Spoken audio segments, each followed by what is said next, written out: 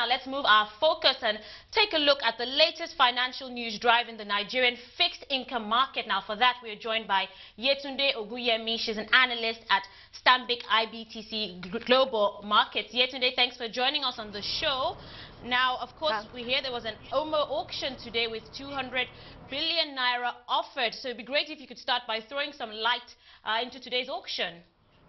Okay, the CBN offered 200 billion OMO bills.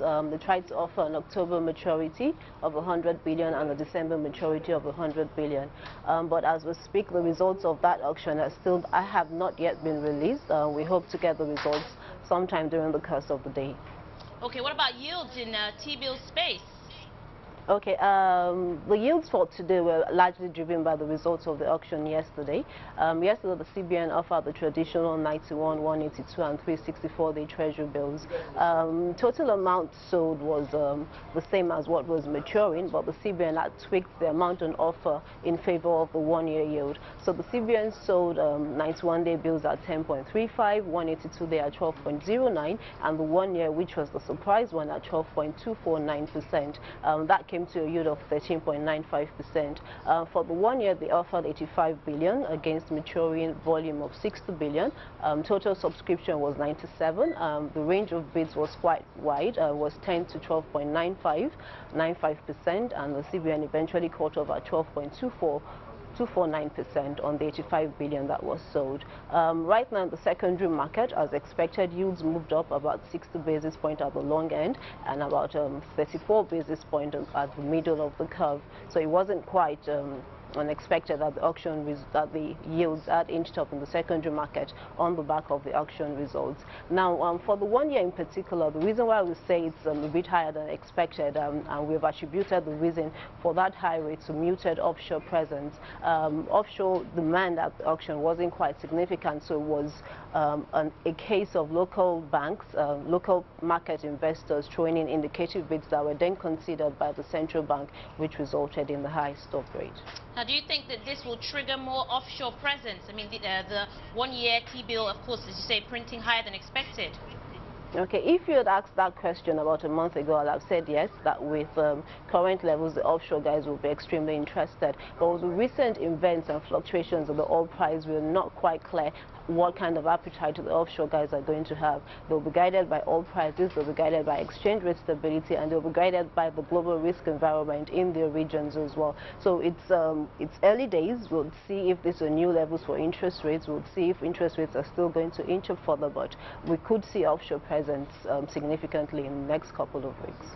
Now, of course, CBN continuing to issue OMO bills. What kind of liquidity is supporting this, and do we expect more issuances?